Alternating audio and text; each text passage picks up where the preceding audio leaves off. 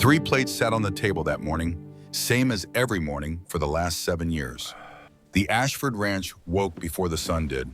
Gray light crept through windows that had not known curtains since the woman who hung them was lowered into the ground behind the house under the cottonwood tree that still dropped its white seeds every spring like a slow, quiet grief that refused to end. The cabin was large. 3 pairs of hands had built it over 12 years, each addition marking a season of survival. Hewn logs fitted tight against Wyoming winters. A stone fireplace wide enough to heat the main room.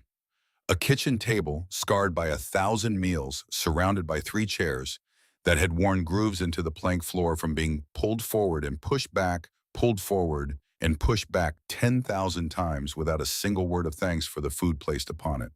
3 plates, 3 forks, 3 cups of coffee so bitter it could strip the bark off a pine. Caleb Ashford sat facing the window. He always sat facing the window. His amber eyes tracked the light changing on the peaks, the way a general studies a battlefield, calculating what the weather would demand, what the land would take, what the day would cost him. He was 35 years old but looked older. The war had taken the softness out of his face. At 17 and 15 years of ranching alone, had carved what remained into something closer to granite than flesh. He ate without tasting. He drank without pleasure. He breathed because his body insisted on it, and for no other reason he could name. Silas sat nearest the door. He always sat nearest the door because Silas Ashford moved through the world like a man expecting a fight and wanting to be the first one standing when it arrived. He was 31 4 inches shorter than Caleb, but broader through the chest and arms, built like the blacksmith he might have been in another life. He ate fast already, thinking about the fence break on the North Ridge, about the calf that had been limping yesterday, about the work that never ended and never thanked him. His jaw was wider than Caleb's, rougher, marked by a scar that split his left eyebrow where a horse had kicked him at 14. His eyes were the color of whiskey held up to firelight, and they burned with the same heat. Jonah sat across from both of them. The youngest at 27, the leanest, the quietest in a different way than Caleb was quiet. Caleb's silence was a wall. Jonah's silence was a window. He watched his brothers the way he watched everything, with careful attention and private thoughts. He recorded each night in a leather journal none of them were supposed to know about. His hazel eyes shifted between green and amber, depending on the light, and right now, in the gray of pre-dawn, they were the color of deep water. He ate slowly. He noticed things. This was how the Ashford brothers began every day.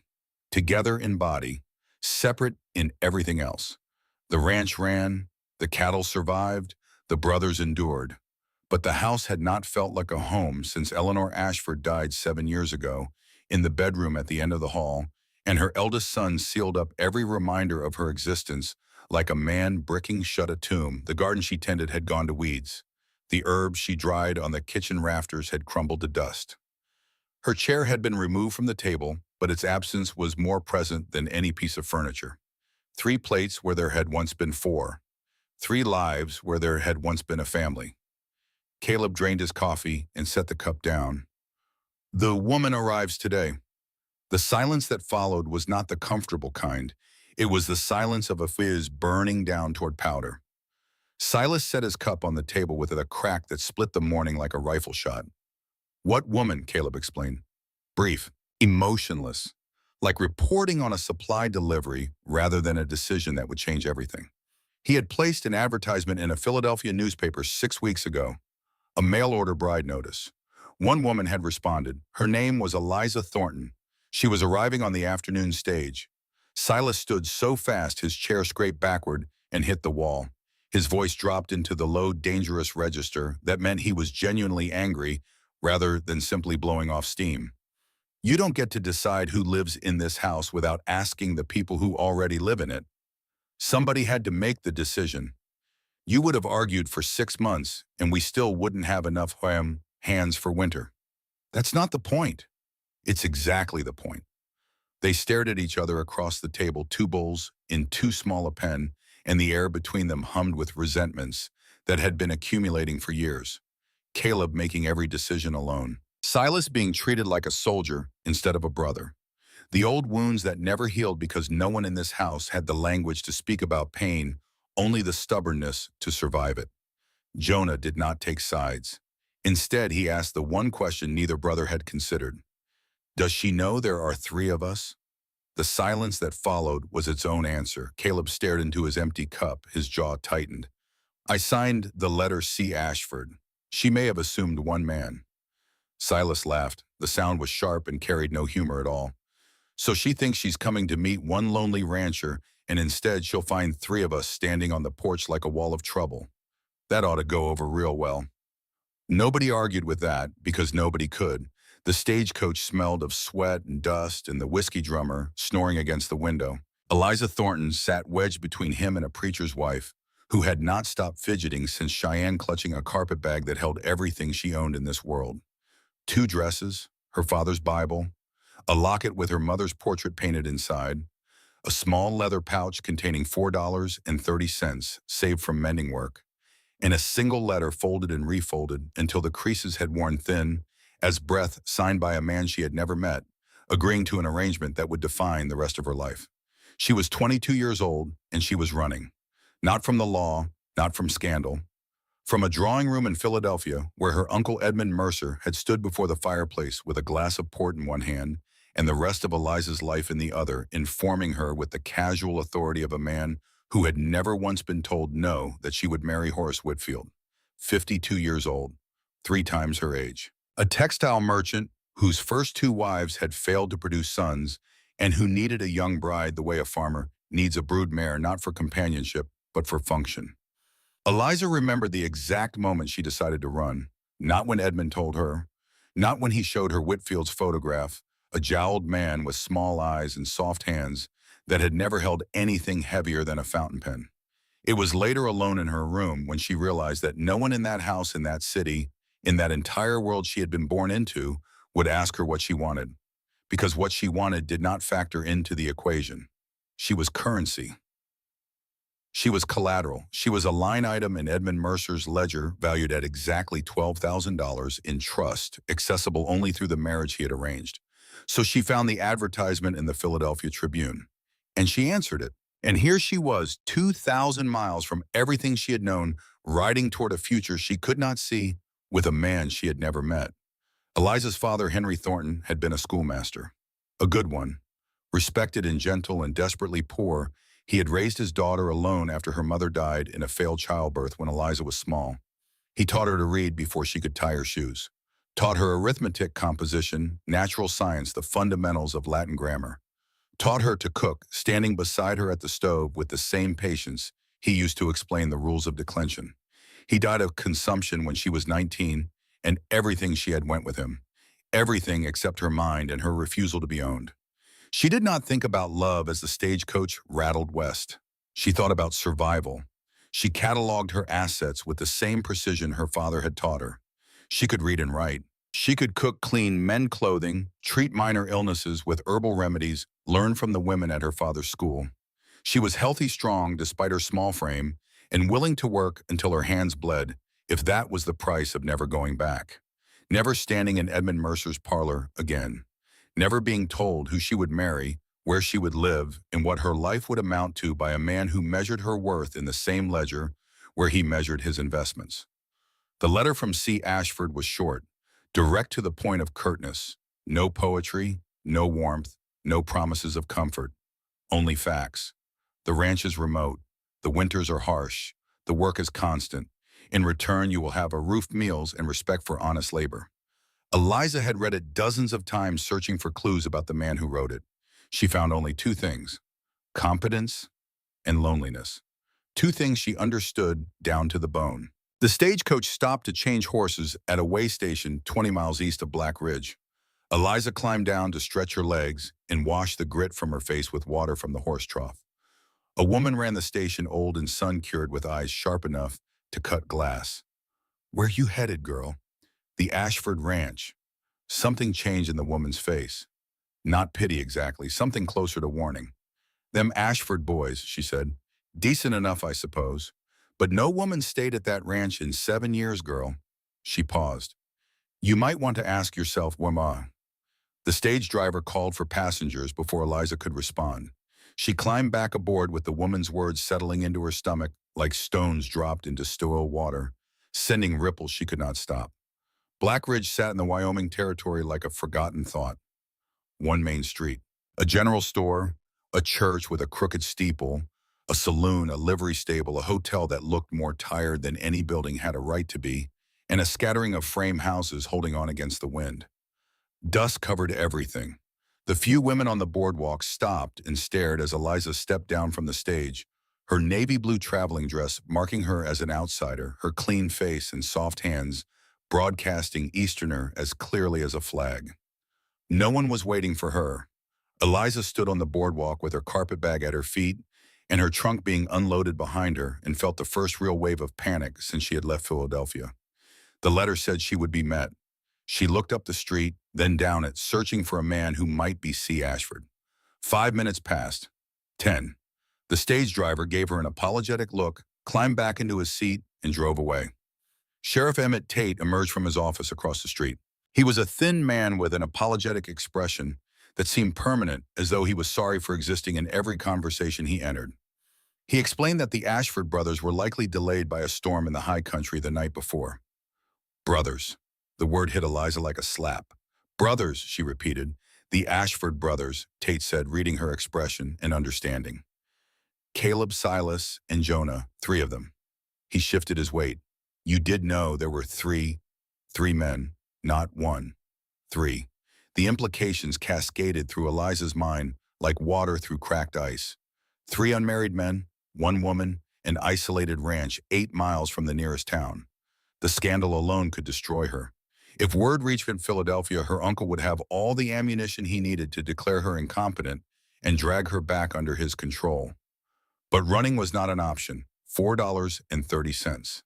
The next eastbound stage did not come through for a week. The only alternative to the Ashford Ranch was throwing herself on this town's charity, and the look she had received stepping off that stage told her charity here would come, with conditions she could not afford to accept. She sat on the bench outside the sheriff's office and waited, and while she waited, she saw something she would not understand for weeks. A carriage pulled up in front of the pharmacy, finer than anything else in Black Ridge, polished dark wood with brass fittings. A nurse in a white uniform climbed down first, then turned and carefully helped a woman descend. The woman was thin, so thin that the bones of her wrists showed through skin the color of old paper. Her face was gaunt, hollowed by illness, but the structure beneath it held traces of beauty that time and sickness had not entirely erased. High cheekbones, a graceful neck, eyes that looked somewhere far away, as though the soul behind them had already begun its departure, and the body was simply waiting to follow. Eliza stood without thinking. Kindness was reflex. Is she all right? She asked the nurse. Mrs. Kincaid has been ill for some time. The nurse said, not unkindly, but not inviting further questions. Thank you for your concern. They disappeared into the pharmacy. Eliza watched them go. The image of that wasted woman burning itself into her memory with the permanence of a brand pressed into wood. She did not know who the Kincaids were. She did not know what the name meant or what it would come to mean. Not yet. By the time a supply wagon agreed to carry her up the mountain road, the sun was lowering toward the western ridgeline, and the air had begun to carry the sharp bite of altitude. The ranch was 8 miles from town, and the last 3 were on a road that barely deserved the name. 2 ruts through pine forest climbing steadily, the wagon jolting over rocks and roots until the trees opened suddenly and the valley spread out before her like a painting from another world. Green meadows impossibly vivid after the brown dust of the plains. A creek flashing silver through the grass. Mountains rising on 3 sides like the walls of a cathedral built by God himself for no congregation but the wind. And at the head of the valley, the cabin, larger than she expected, hand-hewn logs well-maintained with additions branching in both directions that spoke of years of careful expansion.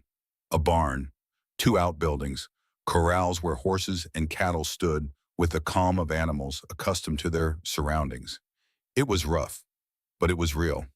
A working ranch, not a ruin. The wagon driver dropped her at the end of the road and left too quickly, as though the Ashford Ranch was a place people did not linger. Eliza stood alone with her trunk and her carpet bag facing a house with no light in the windows and no smoke from the chimney. The door, when she tried it, was unlocked. She stood on that porch for 20 minutes, debating, calculating. The temperature was dropping. The first stars had appeared above the peaks. She could wait out here and freeze, or she could go inside and face whatever waited there. She pushed the door open. The kitchen was clean but barren. Cabinets held provisions. The stove was cold, and on the table unwashed from that morning sat 3 plates, 3 cups, 3 forks, the remnants of a meal eaten in silence by men who had forgotten what it meant to come home to anything but their own company. Eliza set down her bag. She looked at those 3 dirty plates, and she made a decision that would define the rest of her life. She washed them. Then she built a fire in the stove. Then she opened the cabinets and began to cook.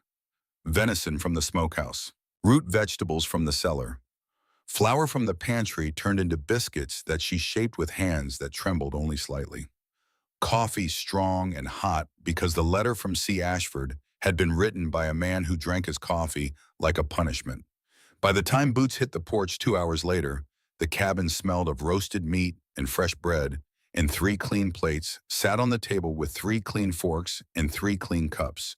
And a woman who had traveled 2,000 miles on a promise stood at the stove wearing an apron she had found on a hook by the pantry door. Caleb came through first. He froze in the doorway, and his hand went to the rifle he carried, the way other men carry walking sticks, as natural as breathing, as automatic as blinking. He was enormous. That was Eliza's first thought. Taller than any man she had known in Philadelphia, broader through the shoulders than seemed possible, filling the doorframe like a wall of muscle and leather and silence. His amber eyes found her and locked on and did not move. His jaw was a straight line. His face gave away nothing at all. Silas entered behind him, and the reaction was immediate and loud. "Who the hell are you?" He moved to flank Caleb, and the two of them blocked the doorway like a barricade, cutting off the fading light from outside. Silas was shorter than Caleb, but thicker built for impact rather than reach, and the look in his whiskey-colored eyes was pure suspicion. Jonah entered last. He took in the scene with the quick, comprehensive glance of a man who missed nothing. The cooking, the clean plates, the small woman in the apron who looked terrified but had not dropped the serving spoon. Understanding crossed his face like Lebon, light crossing water. "She's the mail-order bride," he said quietly. And then, to Eliza's astonishment, he took off his hat. "Ma'am, I'm sorry no one was there to meet you." Eliza's voice came out steadier than she felt. Steadier than she had any right to sound, with 250 pounds of armed suspicion staring at her and another 220 of quiet hostility flanking it. "My name is Eliza Thornton. I answered the advertisement for a homestead partnership." The letter was signed C. Ashford. She looked at each of them in turn. Caleb's hard amber stare, Silas's golden glare, Jonah's warm hazel gaze. It did not mention there would be 3 of you. The silence that followed was enormous. It filled the cabin the way water fills a well, rising from the floor and pressing against the walls until there was barely room to breathe. Caleb lowered the rifle. He did not set it down. Jonah pulled out a chair and gestured toward the table. "Supper smells ready," he said. "Maybe we should eat and sort this out before anybody says something they can't take back." They ate. 4 people at a table built for 3, the 4th chair pulled from a corner where it had gathered dust for 7 years. Eliza served venison stew thick with vegetables, biscuits golden on top, and soft inside coffee that even Caleb acknowledged, with a sound that might, under generous interpretation, have been approval. The conversation came in layers, each one harder than the last. The practical layer first. Caleb explained the situation the way he explained everything in as few words as possible. The ranch needed help. He placed the advertisement. He should have been clearer about the arrangement. He did not apologize. Caleb Ashford did not apologize. But his jaw tightened in a way that Jonah recognized as the closest his brother ever came to regret. Then the emotional layer. Silas, despite his initial hostility, was the first to soften. He watched Eliza eat. Small bites, careful manners, the practiced grace of someone raised with more refinement than frontier life provided. Something in his expression shifted from suspicion to curiosity. "Where'd you learn to cook like this?" It was a genuine question, not an accusation. Eliza explained about her father teaching her after her mother died, about keeping house alone after his death, about learning by necessity and then by love, because cooking for her father had been one of the few pleasures poverty could not take away. Silas nodded slowly. My mother cooked like this, he said.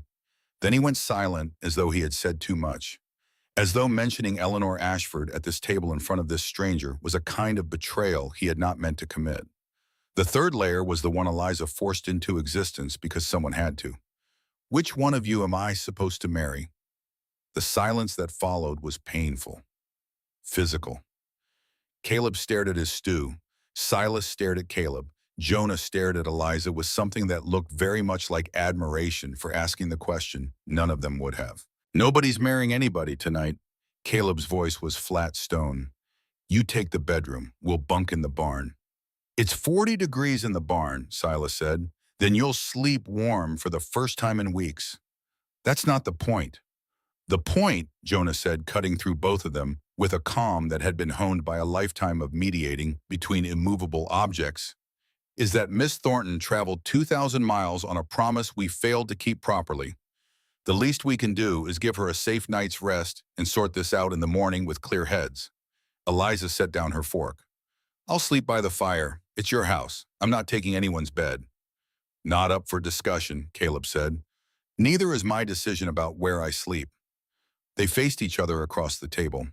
The huge scarred rancher who had not let anyone close in 15 years, and the small determined woman who had crossed a continent to escape being told what to do. Neither blinked. Jonah smiled, the first real smile of the evening. I think she's going to fit in just fine. Eliza slept in the bedroom because the Ashford brothers won that argument through sheer stubbornness, a trait she was beginning to recognize as a family characteristic. She lay in a bed that smelled of cedar and pine, listening to the unfamiliar sounds of three men settling into the barn beneath her window, Silas cursing the cold, Jonah laughing at Silas, and Caleb silent, which somehow worried her more than the noise. She did not sleep. She lay in the dark and took inventory of her situation the way her father had taught her, with the brutal honesty required of people who cannot afford to lie to themselves. She was alone in a strange territory with three men she did not know. She had no money, no connections, no way home. The town viewed the Ashford ranch with suspicion. The station keepers warning the wagon drivers haste to leave the stairs in town. She had walked into something that could be dangerous, scandalous, or simply miserable. But the stew had been good, her stew cooked in their kitchen, eaten at their table. And the brothers, despite their size and rough edges, had not threatened her, had not leered, had not made demands. Caleb's insistence that she take the bedroom, his bedroom, she realized seeing his shaving kit by the mirror, was protective, not possessive. Silas's anger was aimed at his brother, not at her, and Jonah had treated her with a courtesy that felt genuine rather than performed. Partnership, that was the word in the advertisement. Not servitude, not marriage, partnership. She gave herself 7 days. 1 week to determine if these men were who they appeared to be. 1 week to decide if Black Ridge could become a life instead of an exile. Morning came with the smell of coffee she did not brew. No, she corrected herself. She had risen before any of them dressed in the dark and gone to the kitchen. By the time the brothers came in from the barn, looking stiff and exhausted, the table was set with 4 plates instead of 3. Eggs from the henhouse, bacon from the smokehouse, biscuits left over from last night, warmed and buttered. Coffee in 4 cups. Silas looked at the 4th plate and said nothing. But when he sat down, he pulled the 4th chair into its place at the table with a deliberateness that suggested he understood what that empty space had meant for 7 years and what it meant now that someone was filling it. The first 3 days established a rhythm that felt as careful as a dance between people who did not yet know the steps.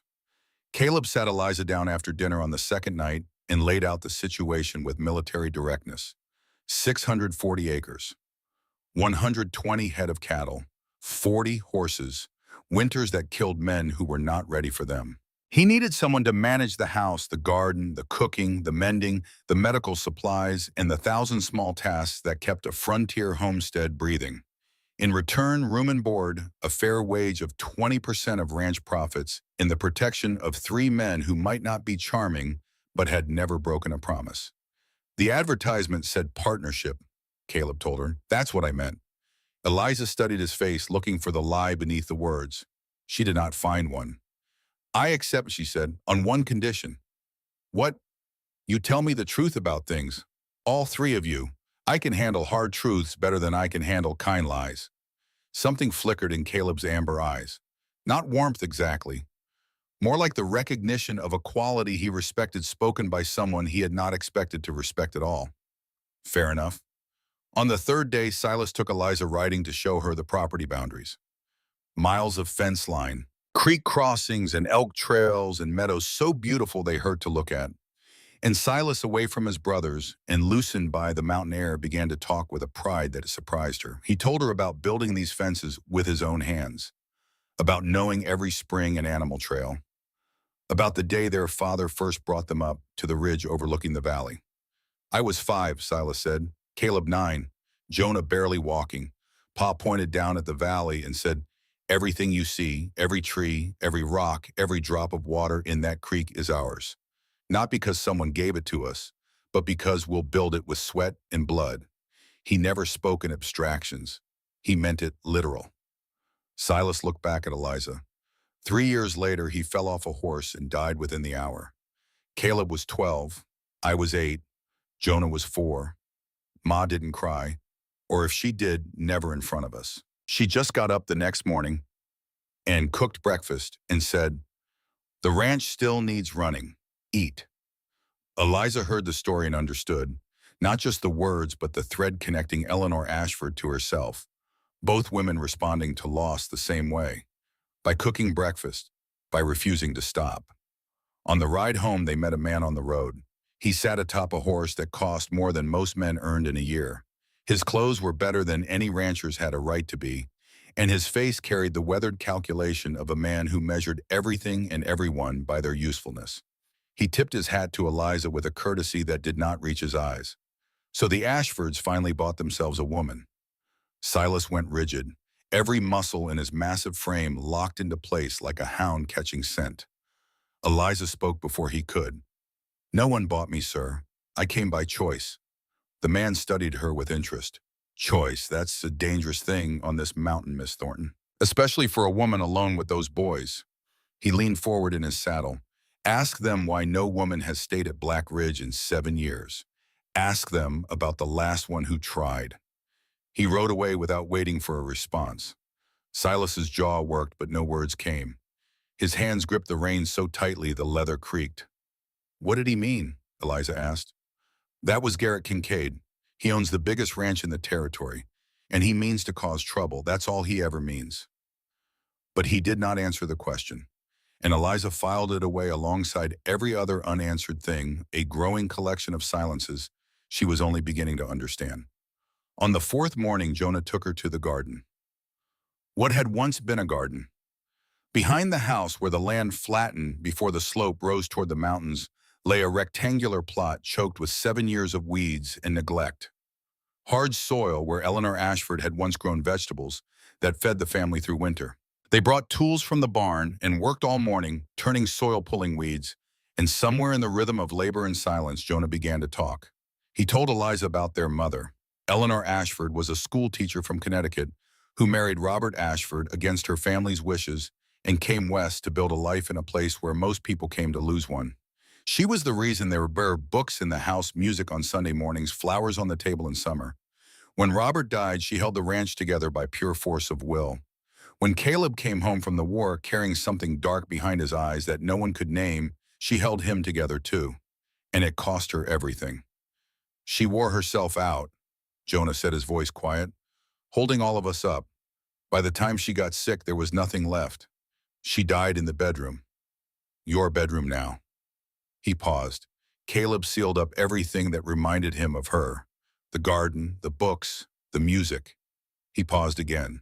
The trunk in the loft. Eliza had found it the day before. A large trunk under a quilt on the upper floor. Fine wood cherry or mahogany with initials carved into the lid. E.A. Eleanor Ashford. When Jonah caught her looking at it, his face had closed like a door slamming shut. What's inside? She asked now gently. Her things, books, sewing box, letters from Connecticut. His voice cracked just slightly. Seeds. She saved seeds from every garden she ever grew, labeled and organized in little paper envelopes. He swallowed. She used to say seeds were hope in a packet. As long as you had seeds, you had a future. Eliza knelt in the dirt and began turning soil with her bare hands. Jonah watched her for a moment. Then he knelt beside her and did the same. They worked without speaking until the sun began to set, and when they stood, the garden plot was ready. "We'll need seeds," Eliza said. Jonah looked at the house, then back at her, and she saw the decision form in his hazel eyes like dawn breaking over the mountains. "I know where to find some." That evening after dinner, Jonah went upstairs and brought down the trunk. He did not ask Caleb's permission. He simply set it on the table and opened it with a key he had worn on a cord around his neck for 7 years. Caleb stood so fast his chair fell backward and cracked against the floor. Silas went still, utterly, completely still. The trunk opened and the scent of lavender and old paper filled the room like a ghost walking through the door. Inside, among Eleanor Ashford's books and letters and the sewing box she had brought from Connecticut, were dozens of small paper envelopes, each one labeled in a neat feminine hand: tomatoes, beans, squash, herbs, flowers, seeds saved across decades waiting for someone to plant them. "Your mother's seeds," Eliza said softly. "She saved them for someone." Caleb walked out of the house without a word. The door closed behind him with the careful control of a man who wanted to slam it but would not give himself permission. Silas followed, slower, his big shoulders hunched forward as though carrying something too heavy to name. Jonah sat at the table with tears he did not bother to hide. And Eliza began sorting the seed packets by planting season because that was what she knew how to do. Take something broken and organize it into something that might eventually grow. Late that night, she heard the front door open and close. Footsteps, heavy and deliberate. Caleb's. She heard him stop at the table where the trunk still sat open. A long silence, and then a sound she did not expect. A ragged, choked breath, torn from somewhere so deep it sounded like bone breaking. Caleb Ashford, who had not wept since the war, was crying over his mother's seeds in the darkness. Eliza did not go to him. She understood instinctively that this grief had to happen in private, that Caleb would rather die than be seen vulnerable. But she heard it. She heard every broken sound, and it changed everything she thought she knew about the man she had come here to meet. On the 5th day, Eliza rode into town with Jonah to purchase supplies. The general store was run by Prudence Hargrove, a tall, angular woman with eyes like chips of ice and a smile that carried the warmth of a January wind. She took one look at Eliza and rendered her verdict. "Miss Thornton, is it? We heard you came in on the stage, alone to live with those boys." "I am employed at the Ashford Ranch as a housekeeper. The arrangement is proper and above reproach." "Is it?" Prudence leaned forward. "3 unmarried men and a young girl alone on that mountain. I'm sure it's very proper indeed." Her voice dropped to a conspirator's whisper, loud enough for the entire store to hear. "Tell me, dear, which one are you keeping house for specifically, or is it a shared arrangement?" The cruelty was delivered with a smile, the way cruelty always is in small towns wrapped in concern, sharpened by righteousness. Jonah appeared at Eliza's shoulder. "Morning, Mrs. Hargrove. I'll need seed for spring planting, flour salt coffee, and about 10 minutes less of your opinion on things that don't concern you." On the ride home, Jonah was quiet for a long time. Then he said, "It'll get worse before it gets better. The town's been talking about us for years. 3 brothers, no wives, no interest in church socials." He paused. "They tell stories to fill the silence." "What kind of stories?" "The kind that turn different into dangerous." Caleb came back from the war changed. People don't understand changed. And Silas broke a man's jaw in the saloon 3 years back for saying things about our mother that nobody should say about a dead woman. Town remembers the punch, not the reason. As they passed the schoolhouse, a small, sad building with a leaking roof and broken windows, Jonah mentioned that the town had been without a teacher for 6 months. "I could teach," Eliza said, and her heart quickened. "My father was a schoolmaster. He educated me as well as any of his students. Better, probably." Jonah looked at her with an expression she could not quite read. "You'd need the school board's approval. 3 of the 4 members just watched you walk out of the general store with me. Then I'll have to convince them I'm worth more than their gossip." 7 days. Eliza had given herself 7 days, and now they were up. She had cleaned the house from floor to rafters. She had planted the first rows of Eleanor Ashford's seeds in the garden. She had cooked meals that drew sounds of satisfaction from even Caleb's stone-set jaw. She had learned the names of every horse, the layout of every pasture, and the location of every tool in the barn. She had also learned the brothers. Caleb left before dawn and returned after dark, working himself into exhaustion as a substitute for feeling. He communicated through action. A shelf built in the kitchen at exactly the height she could reach. A shawl left on her chair when the evening turned cold. Wildflowers placed in a jar on the windowsill without explanation. Silas channeled every emotion through his body. Anger meant chopping wood. Sadness meant riding. Confusion about the feelings Eliza was stirring in him meant avoiding her entirely, which happened more often than either of them acknowledged. Jonah watched everything cataloged, everything wrote in his journal every night. She found a sketch of her face tucked between the pages of a book of poetry he thought no one knew he owned. He had drawn it from memory. The likeness was startling. The tenderness in it was more startling still. On the seventh evening, Caleb sat at the table after dinner. 4 plates as always now. The fourth chair no longer awkward but expected. Your week is up, Eliza nodded. It is. Have you decided? I decided on the second day I'm staying. Silas, leaning against the door frame, said nothing but uncrossed his arms, a small gesture. But Eliza had learned to read the Ashfords, and uncrossed arms from Silas was the equivalent of a standing ovation from anyone else. Jonah smiled. Welcome home, Eliza. Caleb's expression did not change, but his hand moved across the table, not touching hers, not reaching, simply moving to the space between them and resting there palm up. Open, scarred and calloused, and enormous, incapable of violence and gentleness in equal measure. It was the most vulnerable thing he had done in 7 years. Eliza looked at that open hand and felt something she had not expected to feel. Not fear, not gratitude, something warmer, something that started in her chest and spread outward like the first heat of a stove that has been cold for too long. She did not take his hand. Not yet. It was too soon and they both knew it. But she smiled at him and Caleb's jaw loosened just slightly. Just enough, and for the first time since she arrived, he looked at her not as a problem to be managed, but as a person he might someday learn to trust. That was enough. For now, that was everything. Outside, the Wyoming sky held 1,000 stars.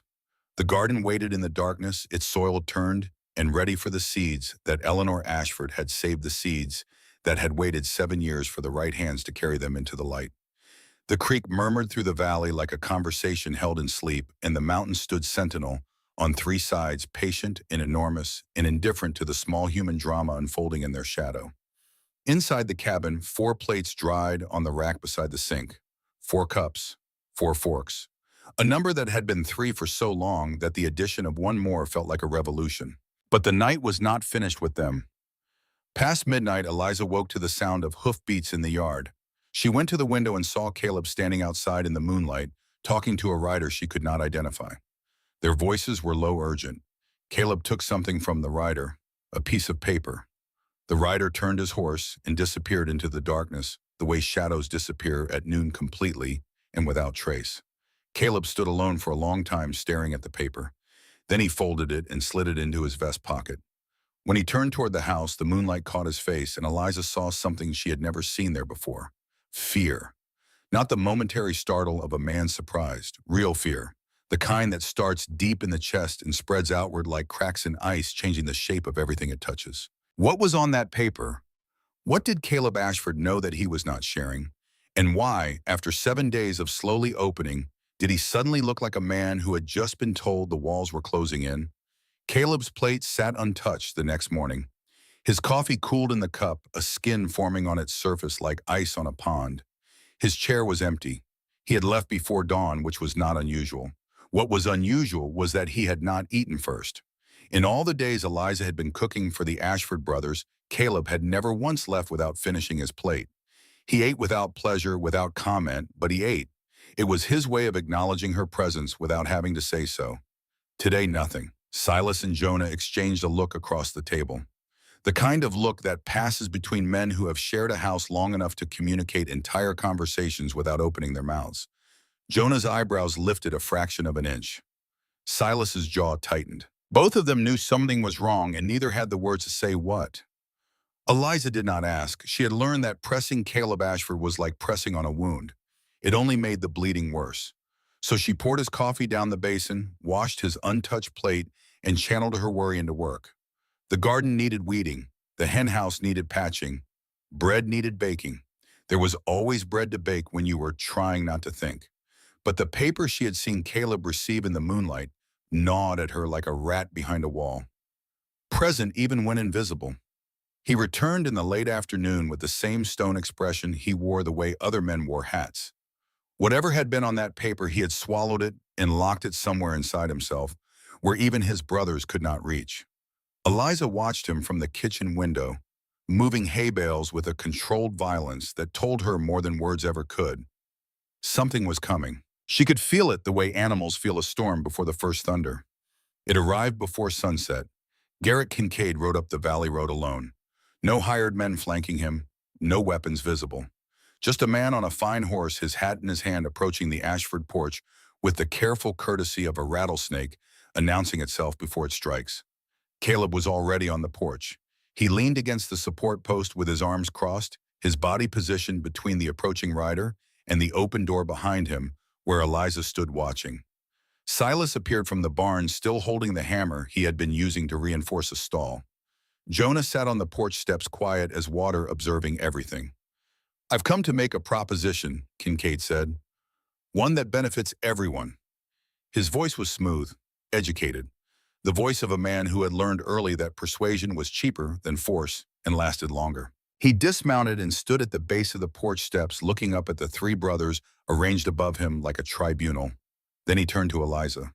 "Miss Thornton, I have a wife who is very ill. She needs care. Not the kind a hired nurse provides, but the presence of a decent woman who knows how to keep a house warm. I'm prepared to pay you 3 times whatever the Ashfords can offer. A private room, a monthly wage, and when my wife—" He paused. The hesitation was genuine, and it was the first thing about Garrett Kincaid that felt honest. "When the time comes, I'll pay your fare back east." The offer hung in the air like smoke from a fire that had not yet been lit. Eliza felt the logic of it pressing against her. This was not a threat, not a demand. It was a reasonable employment offer from a man whose wife was dying, and it carried with it the image of the thin-waisted woman she had seen being helped from a carriage outside the pharmacy on her first day in Black Ridge. Ruth Kincaid, the woman whose bones showed through her skin like the framework of a house with the walls stripped away. "She's not going anywhere, chat." Caleb's voice was flat as a hammer, striking an anvil. "I can answer for myself," Eliza said. The silence that followed was sharp enough to cut. Caleb's amber eyes flicked to hers, and she saw something there that might have been surprise or might have been the first stirring of respect for a woman who would not be spoken for. She turned to Kincaid. "Thank you for your offer, Mr. Kincaid, but I've made a commitment here. If your wife needs help, I'm willing to visit her, but I won't be leaving this ranch." Kincaid nodded slowly. His expression did not change. "I understand, but you should know winter's coming, and winter out here doesn't forgive anyone." He put on his hat, mounted his horse, and rode away without looking back. The valley swallowed him. Silas was the first to speak after. "What does he really want?" Caleb's voice was tired, the tiredness of a man who has been carrying weight too long. "The water." He pulled the folded paper from his vest pocket. The paper from the Midnight Rider, a letter from the territorial court. Garrett Kincaid had filed a petition claiming priority rights to Miller Creek, the stream that flowed through Ashford land before reaching his property downstream. If the court approved, the Ashford Ranch would lose its only water source. Everything Kincaid had done, the meeting on the road, the offer to hire Eliza, the courtesy that did not reach his eyes, was preparation. He was not a man who attacked head-on. He was a man who surrounded you, slowly cutting off water and light and hope until you had no choice but to surrender. The water war had begun. Meanwhile, Eliza fought her own battle on different ground. Jonah arranged a meeting with the school board to discuss her appointment as teacher. 4 members sat in judgment: Reverend Whitfield Prudence Hargrove, her husband Walter, and Doc Preston. The meeting took place in the church neutral ground that felt anything but neutral, with Prudence sitting in the front pew like a queen holding court. Eliza presented her qualifications with the composed clarity her father had taught her. His credentials as a schoolmaster. Her own education, which exceeded most college graduates of the era. Sample lesson plans she had drafted by lamplight at the kitchen table. She spoke about the children of Black Ridge growing up, without instruction, falling behind the world that was moving forward without them. Doc Preston, a practical man who cared more about results than the reputation, was visibly impressed. The children need a teacher, he said. Miss Thornton is clearly qualified. But Prudence struck with the precision of a woman who had been preparing her attack for weeks. Qualifications are not the issue. Character is. This woman lives unchaperoned with 3 unmarried men. What message does her appointment send to the children she proposes to teach? Eliza met her gaze without flinching. The message that a woman can work honestly, maintain her dignity, and contribute to a community without requiring a husband's name to validate her existence. The vote was 2-2. Preston and Walter voted in favor. Prudence and Whitfield voted against. A tie meant no appointment. What Eliza did not know, what none of them knew, was that Garrett Kincaid had already reached Prudence Hargrove with a private offer. A new roof for the church, an expansion of the Hargrove General Store, all contingent on Eliza being kept away from the schoolhouse. The war for water and the war for the teaching position were not separate battles. They were the same war fought on different fronts by the same enemy. But Eliza won that battle before Kincaid could finish rigging it. Doc Preston, who had voted in her favor the first time, went to Walter Hargrove privately and spoke to him the way one practical man speaks to another. About children growing up unable to read, about the territory falling behind, about the fact that his own grandchildren deserve better than ignorance dressed up as morality. Walter changed his vote. The tie broke 3-1 and Eliza Thornton was appointed school teacher of Black Ridge. She threw herself into the work with a ferocity that left no room for doubt. Within a week, 12 children sat in that broken schoolhouse learning arithmetic and penmanship, and their parents, even the ones who whispered about her living arrangements, could not deny the results. 2 Sundays after Eliza's arrival, she announced that they would attend church services.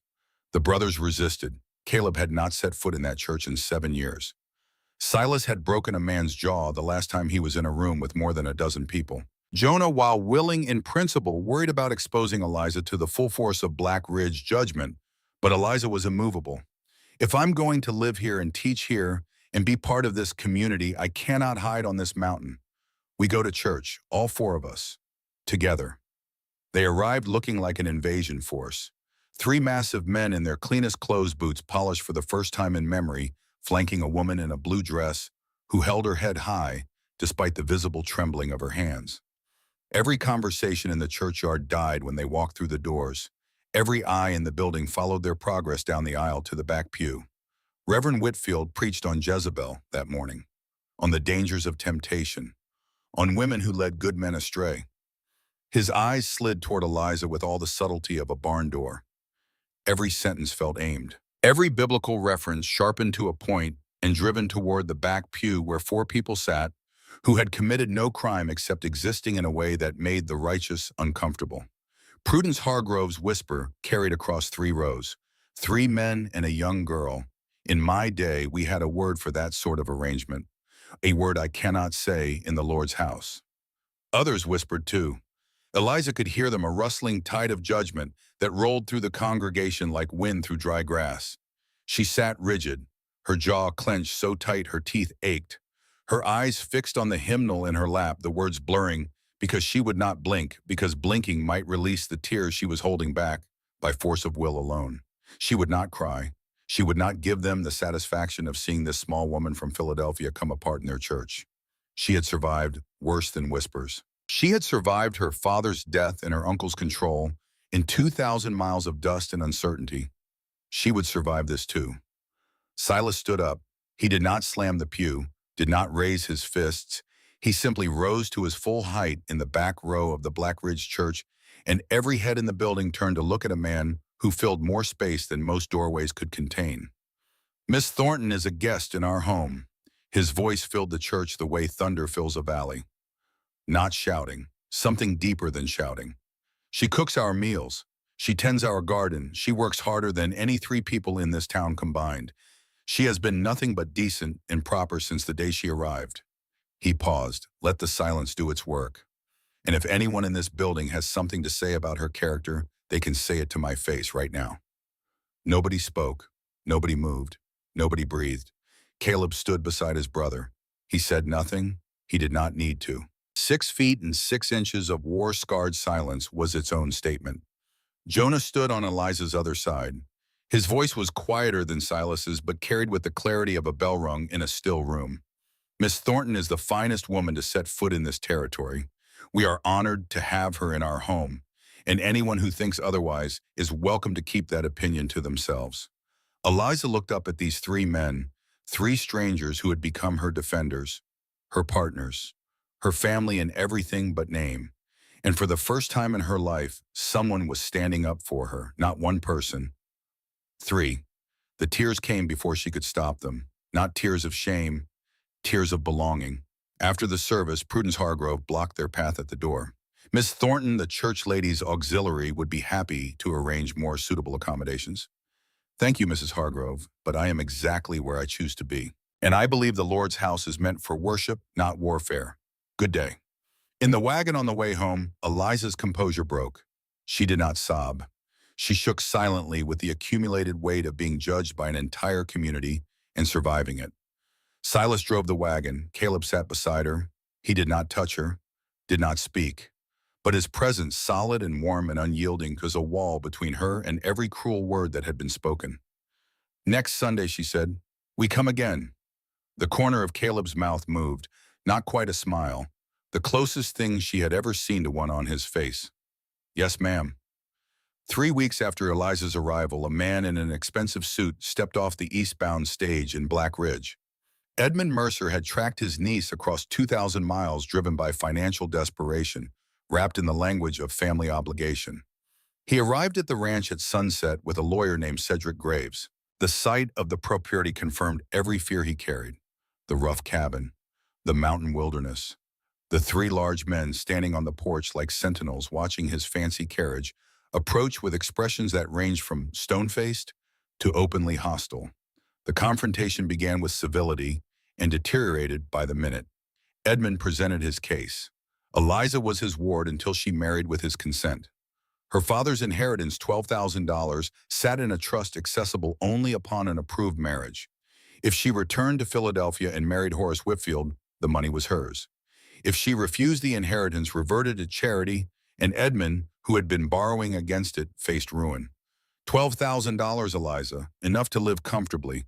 All you have to do is come home. But it was Graves, the lawyer, who delivered the killing blow.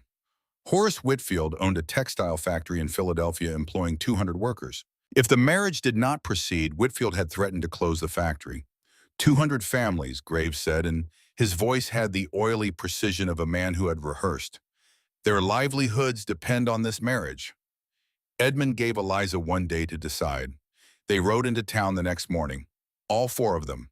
Eliza and three brothers arranged around her like an honor guard, though none of them would have called it that.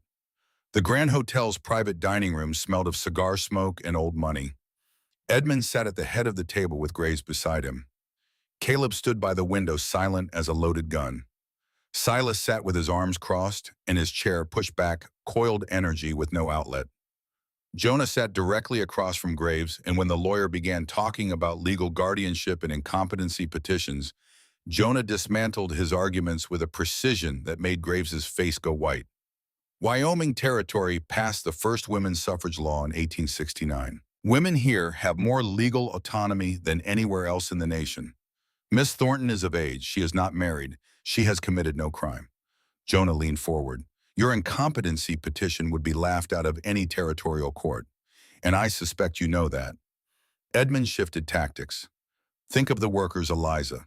200 families, children who will go hungry. If Horace Whitfield closes his factory to punish me for refusing to marry him, Eliza said, and her voice was steady as bedrock, then those families are not victims of my choice. They are victims of his cruelty, and I will not be held responsible for the actions of a man who uses innocent people as bargaining chips. She took the inheritance papers, $12,000, her father's money, the trust he had built to protect her future, and she tore them in half. The sound of ripping paper filled the room like the crack of a whip. Tell Horace Whitfield I would rather be poor and free than wealthy and owned. Tell his workers I am sorry they have such a small man for an employer. She looked at Edmund, and her eyes held a grief older than this moment. And tell yourself, Uncle Edmund, that my father, your sister's husband, would be ashamed of what you have become. Edmund turned to the brothers. His face was the color of raw meat. This is your doing. You've poisoned her mind. Caleb spoke for the first time. His voice was so low that Edmund had to lean forward to hear it. She made her choice. That's more than you ever gave her. The train whistle sounded. Edmund gathered his papers, his lawyer, and his dignity, such as it remained. This isn't over, Eliza. But it was, and everyone in that room knew it. Outside the hotel, Eliza stood in the midday sun, trembling. Caleb placed his hand on her shoulder. Palm down, fingers spread, the weight of it warm through the fabric of her dress. You did the right thing, Silas said. I don't feel right, I feel terrified. That's how the right thing usually feels, Jonah said. If it were easy, everyone would do it. 2 days after Edmund left Black Ridge, Garrett Kincaid delivered his most sophisticated attack. Documents appeared at the school board office and were posted on walls throughout town. They bore the markings of an official military report complete with regimental insignia and dated signatures. According to these papers, Caleb Ashford had been disciplined during the war for assaulting a superior officer during what was described as a mental episode.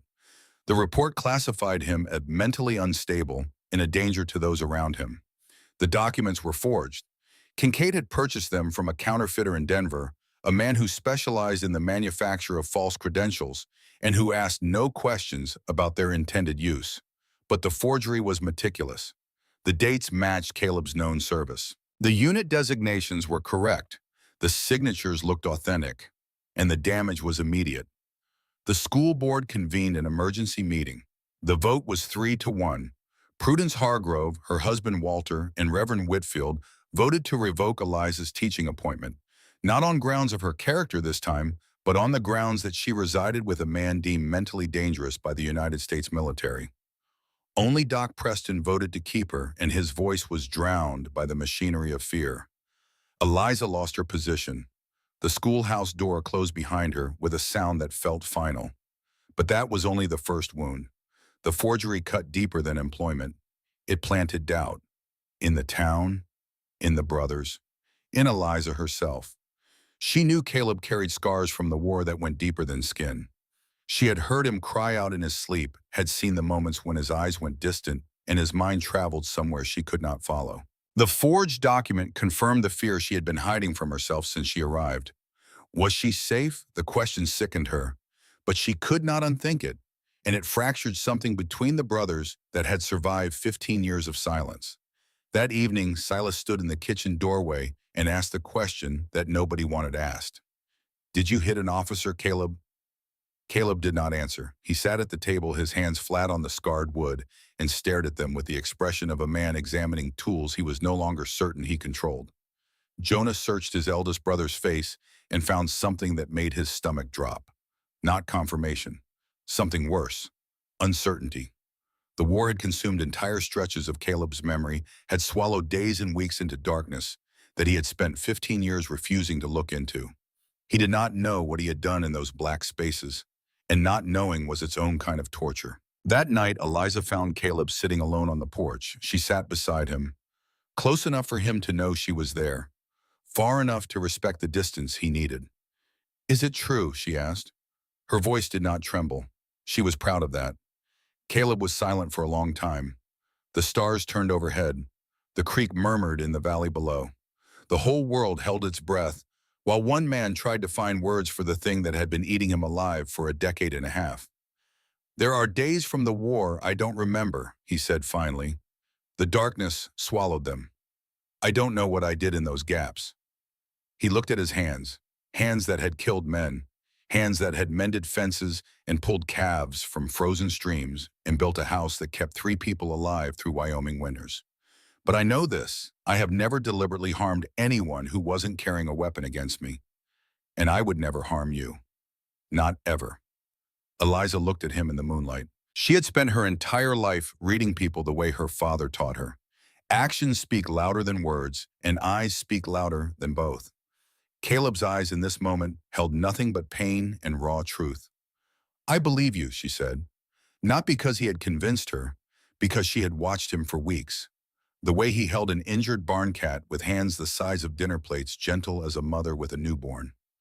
The way he fixed the squeaking hinge on her door without being asked. The way he stood between her and Silas's temper without raising his voice. Violent men do not behave that way in the moments they think no one is watching. The documents are forged, Caleb said. Kincaid made them. We'll prove it. How my unit scattered after the war. No officer survived to confirm or deny. Then we'll find another way. She meant it, and he knew she meant it. And that knowing the simple fact that someone believed him without proof, without guarantee, without anything except the evidence of his daily conduct, cracked something open in Caleb Ashford that had been sealed shut since 1865. The sabotage escalated, each act more brazen than the last, each one designed not just to damage property, but to break the spirit of the people defending it. Someone poisoned the Ashford well. Not enough to kill the cattle, just enough to make them sick. Caleb found 3 cows stumbling and retching near the water trough and traced the contamination to a substance poured into the well under cover of darkness. They spent a full day hauling clean water from the creek by hand, bucket after bucket, while the contaminated well was drained and scoured. It was backbreaking work, and it was meant to be. Every hour spent fixing what Kincaid had broken was an hour not spent running the ranch. Fences were cut on the north pasture the following week. Clean cuts made with wire snips, deliberate and methodical. 30 head of cattle scattered into the wilderness. The brothers spent 2 days tracking them down, riding from dawn to dusk through terrain that punished horses and riders alike. They recovered 23. 7 were gone, driven onto Kincaid land most likely, and already mixed with his herd. The financial loss was painful, but the message behind it was worse. Kincaid was telling them he could take whatever he wanted, whenever he wanted, and there was nothing they could do about it. Then Amos Prescott came riding in after midnight, blood soaking through his shirt, barely holding the saddle. The old rancher was 70 years old and tough as rawhide, a man who had survived blizzards and droughts and the slow grind of frontier isolation that broke weaker men like kindling. But 4 men had jumped him on the road between his ranch and town and beaten him with the methodical efficiency of men following orders. One of them told him to reconsider his support for the Ashfords. Another told him that accidents happen to people who choose the wrong friends. Eliza stitched his wound by lamplight, a deep gash across his ribs that needed 12 careful sutures. Her hands were steady. Her face was white. Behind her, Silas stood with his fists clenched so tight the knuckles had gone the color of bone, and the look in his whiskey eyes was the look of a man calculating the distance between where he stood and the point at which violence becomes the only remaining option. Kincaid's desperate, Amos said, drinking the whiskey Silas poured for him like it was water. Been ranching this territory 40 years. Nobody's ever threatened me before. He looked at Caleb. Desperate men are dangerous, son. You know that better than most.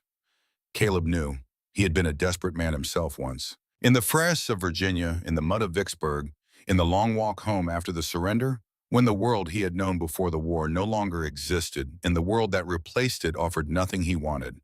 He looked at Amos Prescott's blood on Eliza's hands and felt something shift inside him. Not anger, something colder and more focused.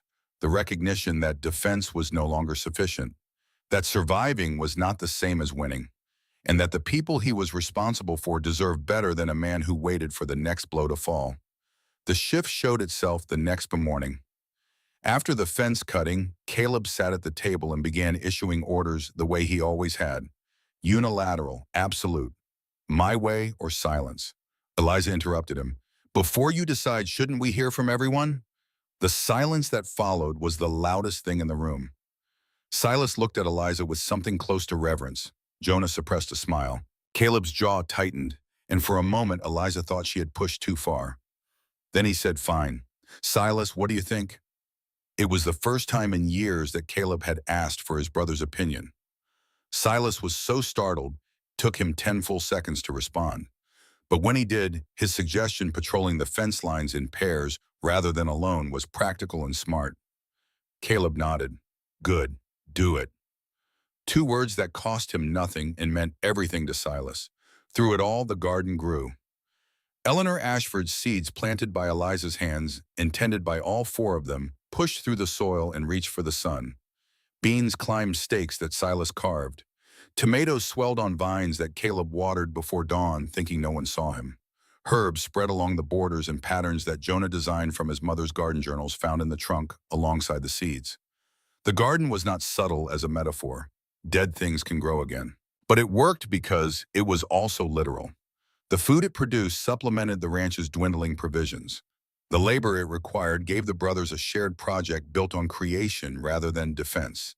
And the sight of it green and alive against the mountain backdrop was a daily reminder that life persists even when everything conspires against it. Eliza knelt in that garden every morning before the day's troubles could find her, and she thought about Eleanor Ashford, a woman who saved seeds across decades, who labeled each envelope with steady handwriting, who believed in futures she would not live to see. Eliza understood that woman now, understood her completely, because she was becoming her. And through it all, something else grew too, quieter than the garden, more fragile, more dangerous. Caleb's gestures evolved as the weeks passed. Where once he left a shawl without comment, now he placed it on her chair before she mentioned being cold, as though he had memorized the exact temperature at which she reached for warmth. He began pouring her coffee in the morning before she reached the stove lighter, then his own, without being told how she took it. One evening, she found a small wooden box on the kitchen shelf carved from pine with a hinged lid, and her initials burned into the wood. Inside was nothing. It was meant to be filled. These were not romantic declarations. They were the vocabulary of a man teaching himself a language he had never spoken, one careful syllable at a time. Eliza reciprocated in the only language she knew would reach him. She mended his shirts before he noticed they were torn. She kept a lamp burning in the window when he worked late so he would never ride home to a dark house. She learned the names of the horses, the particular sounds each one made, so she could tell him before he asked which ones were restless, which ones needed attention. They circled each other like two moons in the same orbit, close enough to feel the pull, too cautious to close the distance. One night after the well was poisoned and the world felt like it was tightening around them, Caleb sat on the porch with his rifle across his knees, watching the darkness for threats that might or might not come. Eliza came out at midnight and sat beside him. They did not speak for an hour. The silence between them had changed over the weeks. It was no longer empty. It was full, populated by all the things they felt but could not say. "I should never have brought you here," Caleb said without looking at her. "I should never have answered that letter." Eliza paused. "But I'm glad I did." Caleb turned to look at her then, and in the moonlight, his amber eyes held something she had never seen there before. Not anger, not control, not the practiced blankness of a man who had armored himself against feeling. Hope, raw, terrified, newborn hope. The hope of a man who was beginning to believe against every instinct, against every scar, that he might deserve something good. Silas and Eliza collided differently. Two fierce personalities who cared about each other and could not find the words. Silas protected her the way he protected everything, aggressively, overwhelmingly, and sometimes Eliza had to remind him that she was a woman who had crossed a continent alone, not a china cup in need of a shelf. Their breakthrough came on a quiet afternoon when Eliza discovered that Silas could barely read. His mother had died before finishing his education, and his pride had prevented him from asking for help. Eliza taught him the way she would have taught any student, with patience and respect, and absolutely no pity. She sat beside him at the kitchen table, tracing letters on paper, sounding out words from the Bible, because it was the only book in the house he considered worthy of the effort. When Silas read his first complete passage aloud, slowly stumbling, but complete, he looked at her with an expression stripped of every defense he had ever built. Pure gratitude, uncomplicated and profound. It was the first time Eliza saw him without his armor, and it was beautiful. Jonah gave her a gift one evening after dinner, a leather journal handmade with her initials pressed into the cover. "Every story needs a beginning," he said. "Write yours." She opened it and found that he had written the first line. She came to Wyoming to survive. She stayed because somewhere between the mountains and the silence she learned how to live. Then everything burned, 2 a.m. Eliza woke to the smell of smoke. Not the ordinary smoke of a banked fire or a distant brush burn. This was the thick, choking smoke of a structure engulfed, and it was pouring through the cracks around her bedroom window like a living thing trying to force its way inside. She threw open the door and ran. The barn was on fire. Half the structure was already consumed flames, climbing the walls and reaching for the roof with the greedy speed of fire given too much fuel and too little resistance. Inside, horses screamed. The sound was terrible. The sound of animals who understood exactly what was happening and could not escape it. Silas and Jonah were already in the yard hauling water from the trough, throwing it against the flames in a futile effort to slow what could not be stopped. Their faces were orange in the firelight, grim and desperate. Caleb was not with them. Caleb was running into the barn. Eliza saw him disappear through the door, just as a section of the near wall collapsed inward, sending a shower of sparks into the sky like a swarm of burning stars. She heard herself scream his name, but the fire swallowed the sound the way it was swallowing everything else. 30 seconds. She counted them because counting was the only thing keeping her standing. 30 seconds of fire and smoke, and the terrible sound of horses and the cracking of timbers that had held up that barn for 15 years, giving way under the weight of destruction. 40 seconds. Jonah was shouting Caleb's name. 50 seconds. A crossbeam fell. The sound was like a cannon shot. Then Caleb came through the door, leading two horses wild-eyed and terrified, their hooves clattering on the packed earth of the yard as they bolted from the heat. His left arm was burned from wrist to elbow, the sleeve of his vest charred and peeling away from skin that was already blistering. His face was black with soot. His eyes were the only thing recognizable, amber and fierce and absolutely alive. He handed the lead ropes to Silas. Then his legs buckled, and he went down. Eliza reached him before he hit the ground. She caught him. This man twice her size, this mountain made of silence and scar tissue. She caught him and lowered him to the dirt and knelt beside him while the barn burned behind them like a funeral pyre for every safe thing they had built. His arm was bad, red and blistered from wrist to elbow, the skin weeping in places, deeper burns beneath that she did not want to examine in the firelight, but knew she would have to before the night was over. "You have to hold still," she said. Her hands were shaking. For the first time since she had arrived in Wyoming, her hands were shaking. Jonah rode for the doctor. Silas fought to save what he could from the collapsing structure. And Eliza got Caleb inside and began treating his burns with knowledge pulled from her father's medical texts, from Eleanor Ashford's remedy books found in the trunk, from the deep well of practical competence that had kept her alive through every crisis she had ever faced. She cleaned the burns, applied salve, wrapped the arm in clean cloth, changed the bandages when blood seeped through, wiped his face with a cool rag, talked to him, told her damn stories about Philadelphia, about her father, about the way her grandmother made cinnamon cake at Christmas. Anything to keep him conscious. Anything to fill the silence that threatened to swallow them both.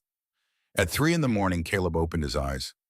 The pain had retreated to a manageable distance, pushed back by whiskey and an iron will that refused to surrender. He looked at her across the lamplight, and his eyes were strange, bright, present, as though the fire had burned away something that had been blocking his vision for 15 years. "You should sleep," he said.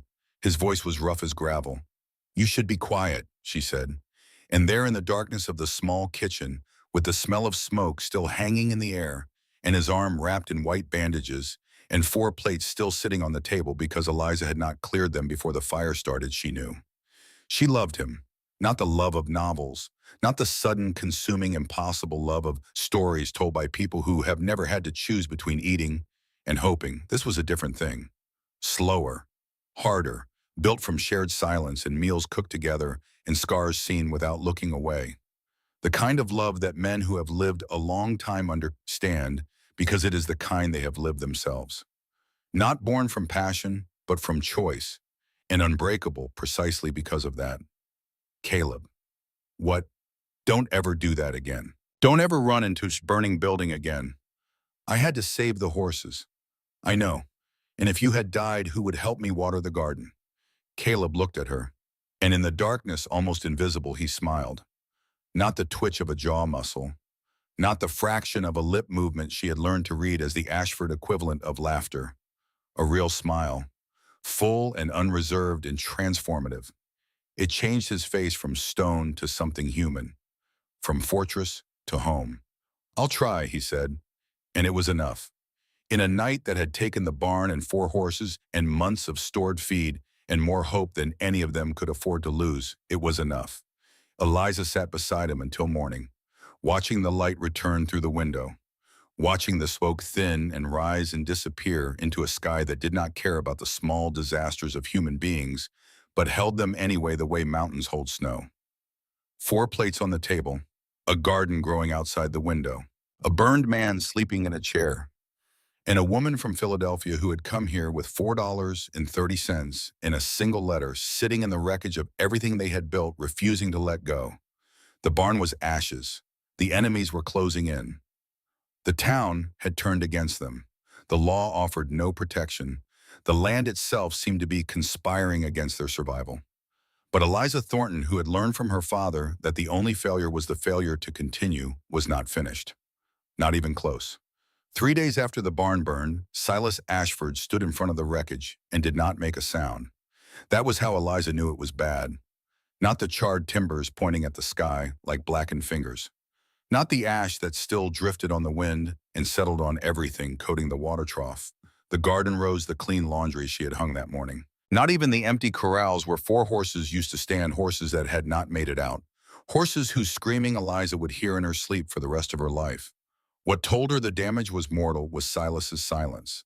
Silas Ashford, who expressed every emotion at full volume, who cursed when he was angry and laughed when he was happy, and slammed doors and punched walls and lived at a pitch that made the mountains seem quiet by comparison, stood before the ruins of the barn he had helped build with his own hands and said nothing, did nothing, just stood there with his massive shoulders hunched forward, carrying a weight that had no shape and no name and no end. Jonah sat at the kitchen table with his journal open. He had been documenting every incident since the first week. Cut fences, poisoned well, threats, beatings, and now arson. Pages and pages of evidence written in his careful hand, dates and descriptions and witness names, a record of destruction that read like a war diary. He looked at the filled pages and spoke with a calm that was more frightening than any outburst. Enough. We finish this. Caleb's arm was healing, slowly, painfully. Doc Preston came daily, changing bandages, checking for infection, and murmuring to Eliza that she had done well, that the burns would scar, but the arm would function, that the man was lucky to have her. Lucky. Eliza nearly laughed at the word. They had lost the barn, 4 horses, winter feed stored inside, tools, saddles, harnesses, and more hours of labor than any of them could count. They were being squeezed by a man with more money, more men, and fewer scruples. The law offered no protection. The town offered no sympathy, and winter was 8 weeks away. But 4 plates still sat on the table every morning, and the garden still grew outside the window. And Eliza Thornton, who had learned from her father that the only true failure was the failure to continue, was not finished. She called the meeting. It was the first time she had taken the lead instead of Caleb, who lay on his bed with his arm wrapped in white cotton, propped on pillows Eliza had stitched from flour sacks. Around the kitchen table sat Silas Jonah, old Amos Prescott, who had ridden over despite his own injuries because stubbornness was the only currency that held its value in Wyoming, and the widow Margaret Calloway, who brought coffee and a shotgun, and the practical determination of a woman who had run a sheep ranch alone for 5 years and was not impressed by men who thought they could take what they had not earned. Eliza laid out the plan with the organized clarity of a schoolmaster's daughter. We need 3 things. First, evidence that Kincaid ordered the arson and every act of sabotage before it. Not rumors, not suspicions. Evidence that a court cannot ignore. Second, we need to destroy the fraudulent land deed he filed. Third, we need to force Sheriff Tate to act by making it clear that inaction will cost him more than Garrett Kincaid ever could. The room was quiet when she finished. Not the silence of disagreement, the silence of people recognizing leadership when they saw it. Silas looked at Eliza with something in his whiskey eyes that went beyond protectiveness. It was respect. The deep, uncomplicated respect of a man who had spent his life measuring people by what they did rather than what they said, and who had just watched a woman half his size take command of a war he had been losing. Jonah leaned forward. The evidence is already half built. I've documented every incident, dates, descriptions, witnesses. But we need someone caught in the act. If Kincaid's men come back, and they will, we need to be ready. Amos Prescott spoke from his chair, his voice carrying the gravel of 70 years and a wound that still pulled when he breathed too deep. I've got 2 ranch hands, both served in the war. They know how to wait in the dark, and they know what discipline means. Margaret Calloway added a frontier scout named Colton Briggs, a man who could track a shadow across bare rock, and who owed Margaret a favor she had never called in until now. The alliance took shape around that kitchen table like a house being framed, each person contributing a beam of post-across piece. Eliza the architect, Jonah the engineer, Silas the foundation, Amos and Margaret the walls, and Caleb listening from his bed through the open door, the quiet authority that held it all together even when he could not stand. Eliza went to him after the others left. She sat on the edge of the bed and explained the plan in detail. Caleb listened without interrupting. When she finished, he was quiet for a long time. Then he said 4 words that Silas and Jonah would remember for the rest of their lives. You decide. I trust you. Silas, standing in the doorway where he thought no one could see him, had to turn away. Not from sadness, from the shock of witnessing something he believed would never happen. Caleb Ashford surrendering control. And the thing that stunned Silas most was that his brother did not look diminished by it. He looked relieved, as though a weight he had been carrying for 15 years had been lifted by the simple act of letting someone else help him bear it. The second piece of the plan came from Eleanor Ashford's trunk. Eliza had been searching through the old letters and documents for weeks looking for anything that might counter Kincaid's fraudulent land claim. She found it in a letter from Robert Ashford to his wife, dated 1855, written in the plain language of a man who did not waste ink on decoration. The letter mentioned trouble with Marcus Kincaid over a gambling debt that Robert had resolved by signing a paper he described as worthless but sufficient to keep the old buzzard quiet. The paper was the deed, the very document that Garrett Kincaid, Marcus's son, had filed with the territorial court as evidence of legal ownership. Robert Ashford's letter proved it was not a legitimate agreement, but a sham created to settle a debt that no one ever intended to honor.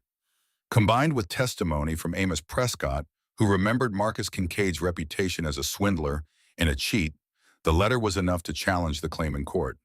The third piece was Jonah's work. He rode into town and sat across from Sheriff Emmett Tate in the man's cramped office, and he spoke without raising his voice, which made every word land harder. Eliza Thornton was fired based on forged military documents. Our barn was burned to the ground. Amos Prescott was beaten on a public road. If you refuse to act, I will ride to the territorial capital and file a report with the United States Marshal's office naming you as complicit in arson and assault. He paused. That is a federal matter, Sheriff. Men have been hanged for less.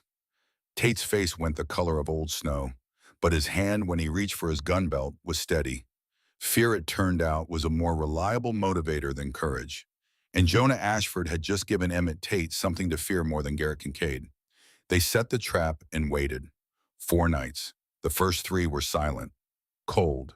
The kind of mountain cold that finds every gap in your clothing and every crack in your resolve and presses against them with patient, relentless pressure. Men took positions along the North Ridge and the creek crossing, wrapped in blankets, rifles across their knees, watching the darkness for movement that might be riders or might be elk or might be nothing at all. Eliza stayed in the house with Caleb, both of them awake, both of them listening. She sat at the kitchen table with Eleanor Ashford's letters spread before her, reading by candlelight, searching for anything else that might help their case. Caleb lay on the bed nearby, his bandaged arm propped on a pillow, his good hand resting on the rifle beside him.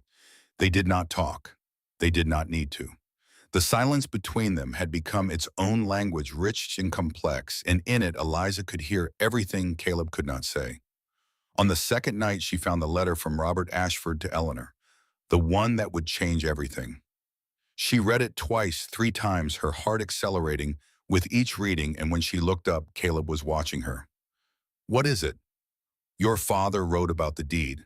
He called it worthless, a trick to settle a gambling debt with Marcus Kincaid. She held up the letter. This proves the land claim is fraudulent, Caleb. This is what we needed. He was quiet for a moment. Then so softly she almost missed it. Ma saved everything, even the things that could save us. On the 4th night they came, 6 riders moving fast through the moonlight toward the north pasture where the remaining cattle grazed. Their plan was simple and brutal: drive the herd toward the cliff edge at the north boundary. By morning, every head of cattle the Ashfords owned would be dead at the bottom of a 200-foot drop, and the ranch would be financially destroyed beyond recovery. But they rode into an ambush. Caleb stepped into the road. His arm was still bandaged, his face still bearing the marks of the fire, but his rifle was steady, and his eyes were the eyes of a man who had spent 3 years in a war and had not forgotten a single lesson it taught him. Behind him, a dozen armed figures emerged from the tree line. Amos Prescott's ranch hands, Margaret Calloway's scout, Silas on the left flank, big as a barn door and twice as solid. Jonah on the right holding the camera he had borrowed from the town photographer. The flash exploded in the darkness. White light searing through the night, freezing 6 riders in a photograph that captured their faces with the permanence of stone carved into a mountainside. The horses reared. The riders cursed. And from every direction, men stepped out of the shadows with rifles leveled and voices calm in the way that only men who have been in combat can be calm, because they know that the loudest sound in a confrontation is silence. The riders were caught, disarmed, identified. 3 were known employees of the Broken K Ranch. A 4th, a foreman named Curtis Wade, broke under the combined pressure of Amos Prescott's contempt and Silas Ashford's physical proximity. He confirmed everything. Kincaid had ordered the arson, the well poisoning, the fence cutting, the assault on Prescott, the forged military documents purchased from a counterfeiter in Denver. All of it. Every act of sabotage and destruction that had been visited upon the Ashford Ranch for the past 2 months had been orchestrated by one man for one reason. Sheriff Tate, emboldened by a dozen witnesses in the certain knowledge that refusing to act now would end more than his career, arrested the riders and set out for the Broken K Ranch. Caleb insisted on going. Eliza insisted on going with Caleb. Neither could be talked out of it, and by now the brothers had learned that arguing with Eliza Thornton was an exercise in futility that consumed time better spent on almost anything else. They rode together, all 4, Caleb and Silas and Jonah, and the woman who had walked into their lives carrying a carpet bag in a single letter, and had somehow become the center around which everything else turned. The Broken K Ranch sat in a wide valley south of Black Ridge, and even in moonlight the signs of decline were visible. Paint peeling from the main house, fences sagging.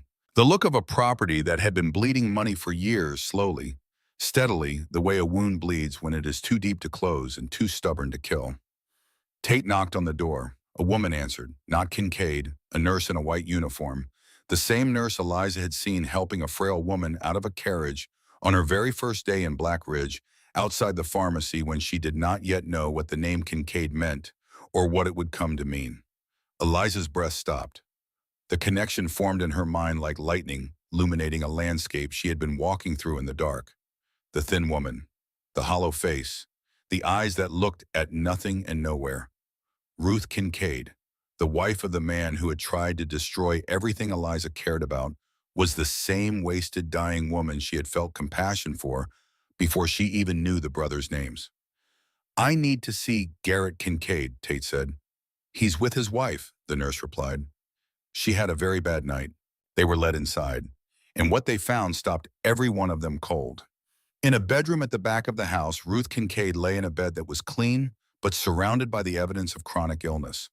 Medicine bottles on every surface, basins and towels, the bitter clinging smell of laudanum and sickness that no amount of fresh air could remove.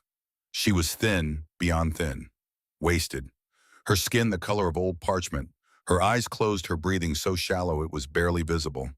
Garrett Kincaid sat beside her, holding her hand. He was not the calculating adversary of the past weeks. He was not the man who had poisoned wells and cut fences and burned barns and forged documents to steal another man's land. He was a husband sitting beside his dying wife, holding her hand because it was the only thing left he could do, and the helplessness of it had hollowed him out the way his wife's illness had hollowed her. When he saw Tate and the Ashford brothers, his face collapsed, not with anger, with exhaustion. The fight left him like air from a punctured lung all at once and completely, and what remained was a man who had been running on desperation for so long that the removal of it left him with nothing to stand on. He did not let go of Ruth's hand, even now, even with the sheriff standing in his bedroom and the men he had tried to destroy filling his doorway. His fingers stayed wrapped around hers, and that single detail said more about Garrett Kincaid than all the evidence Jonah had compiled in his careful journal. A man who holds his wife's hand while being arrested is not a man without love. He is a man whose love drove him to a place where love alone could not justify what he had done. "I know why you're here," he said. His voice was flat, empty, the voice of a man speaking from the bottom of a well. "I suppose it's over." Every man in that room understood something in that moment that could not be unsaid or unfelt. Caleb understood. Looking at Kincaid holding Ruth's hand, he saw a shadow of himself, the version he might have become if he had someone to lose instead of no one at all. 15 years of chosen solitude in its way had been easier than what Kincaid endured. Having someone to love and watching them disappear by degrees day after day with nothing you could do to stop it. Silas understood differently. He looked at Kincaid and recognized his own anger, the kind born from helplessness, the kind that destroys everything around it because there is no worthy target. Only the blind need to strike at something, anything, rather than accept that the world is unfair, and some battles cannot be won with fists. Jonah understood most clearly of all because Jonah always read the spaces between the words. He looked around Ruth's bedroom, the medicine bottles neatly arranged, the clean towels carefully folded, and on the bedside table a small vase holding dried wildflowers. Someone had placed flowers beside Ruth Kincaid's bed. Every day, someone had done this, and the only someone who could have was the man now being led away in the custody of the law. Garrett Kincaid, in the midst of every crime he had committed, had still put flowers at his wife's bedside each morning. That was not the act of a monster. That was the act of a broken man. Tate placed him under arrest. Kincaid did not resist. He asked only one question. Who will take care of Ruth? The silence that followed was the moral center of the entire story, because the answer mattered, not for Kincaid's sake, for what it revealed about the people standing in his room. Eliza spoke first, not with anger, not with triumph, with the quiet compassion that had defined her since the day she washed 3 dirty plates in a stranger's kitchen, because kindness was not something she did, it was something she was. "We will." Every head turned toward her. Caleb's expression was unreadable. Silas looked like he had been struck. Jonah watched her with something that might have been wonder. "We'll make sure Ruth is cared for. We'll find her a doctor, a real one from Denver or Cheyenne. We'll pay for it if we have to." She looked at Kincaid and her eyes held no softness for him, but infinite gentleness for the woman in the bed, the woman she had seen on her first day in Black Ridge before she knew what the name meant. "Not because you deserve mercy, but because she does. And because kindness is not weakness, it is a choice, and I choose it." The room was silent, the kind of silence that follows a thunderclap when the air itself seems to vibrate with what has just passed through it. Every man in that room, hard men, men who had built their lives on the principle that the world gives nothing for free and takes everything it can, stood motionless before the spectacle of a woman choosing compassion over vengeance in the very house of the man who had tried to destroy her. Kincaid stared at her. Then he did something no one in that room expected. He wept. Not the dramatic weeping of a man performing grief for an audience. The silent, broken tears of a man who had been fighting alone for so long that the first act of genuine compassion he had received in years shattered him completely. His shoulders shook, his hands covered his face, and the sound he made was the sound of a dam breaking all the pressure of 5 years of desperation and cruelty and love and guilt, releasing at once into the quiet room where his wife lay dying. Tate led him away. The brothers and Eliza stood in the bedroom with Ruth Kincaid, who had not woken through any of it. The nurse resumed her duties. The house settled into quiet. Outside, walking to the horses, Caleb stopped. He turned to face Eliza, and in his amber eyes was something she had never seen there before. Not warmth, though there was warmth. Not gratitude, though there was that too. What she saw was wonder. Pure, uncomplicated wonder at the woman standing in front of him. "Eliza." She looked up at him. The moonlight caught the honey gold of her hair, and the blue of her dress, and the steel in her spine that had carried her across a continent, and through fire and through judgment, and through every test this territory had thrown at her. "You are the bravest person I have ever known. And I have known men who charged cannons." He paused, his throat worked. The words were harder for Caleb Ashford than any battle he had ever fought, because battles required only courage, and this required something he had denied himself for 15 years: vulnerability. I'm going to ask you something now. I should have asked it weeks ago. I should have asked it the first night you cooked in my kitchen and made my house smell like home again. Silas stepped forward. Caleb, wait. Caleb turned. Silas's face was a war of emotions. Love and jealousy and respect and something else. Something that looked like surrender. The surrender of a man who had wanted something he could not have and was choosing for the first time in his life to let that wanting become something larger than desire, something closer to family. If you're about to ask what I think you're about to ask, Silas said, then you should know. She deserves to hear it from all of us. Jonah moved to stand beside Silas. He nodded, once, firmly. Three brothers faced Eliza in the yard of the man who had tried to destroy them, surrounded by evidence of desperation and love and the terrible things human beings do when fear takes the wheel. And Caleb spoke for all of them. We are three broken men, Eliza. We have been broken for a long time. But you walked into our house and set 4 plates on the table, and for the first time in 7 years, it felt like home. His voice cracked. He did not care. We are asking you, all three of us, to stay. Not as a partner, not as a housekeeper, not as a convenience, as our family, as the heart of this house that has been empty for too long. He took her hand. Silas took her other hand. Jonah placed his hand over theirs.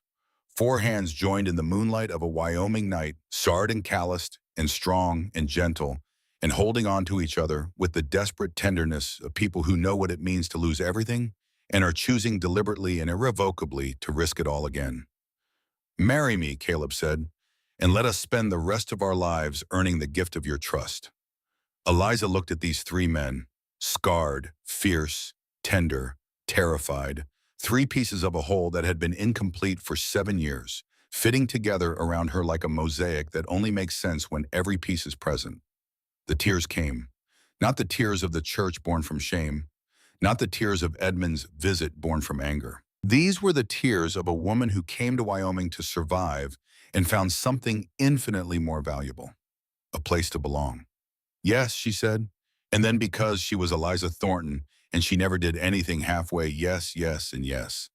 The weeks that followed brought resolution the way spring brings thaw, gradually and then all at once. The fraudulent land deed was struck down.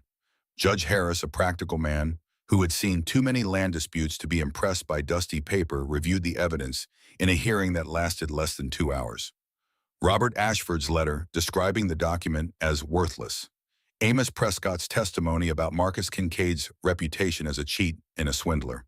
The surveyor's records showing the Ashford family had occupied and improved the land continuously since 1856, more than 2 decades of unbroken stewardship that the law recognized as proof of ownership, regardless of whatever paper Marcus Kincaid had tricked Robert into signing over a card table.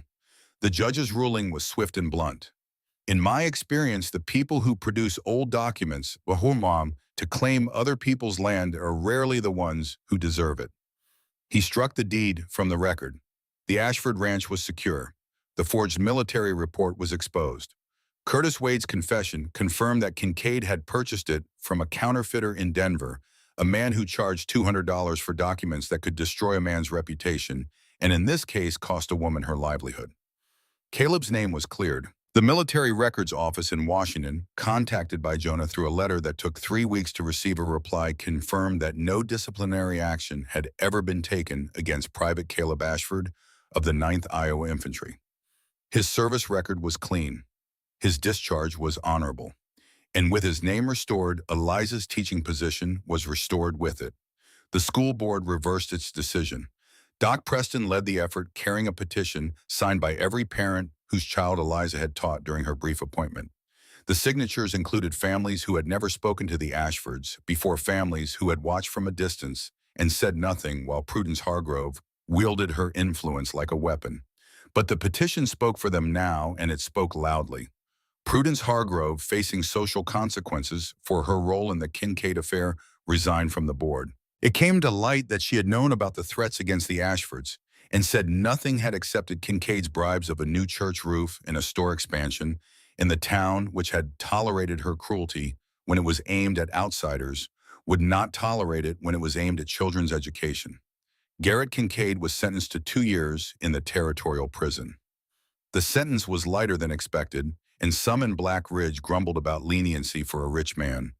But the reasons were sound, partly because Kincaid cooperated fully after his arrest, providing details that helped close multiple cases of property crime across the territory, partly because Judge Harris considered the circumstances of Ruth's illness, the 5 years of mounting medical debt, the slow strangulation of a man watching his wife die while his money ran out, and his options narrowed to nothing. And partly, most remarkably, because Eliza Thornton stood before the court and asked for leniency. She stood in the witness box, this small woman from Philadelphia in her clean blue dress, and she told the judge that Garrett Kincaid had committed real crimes that deserved real punishment.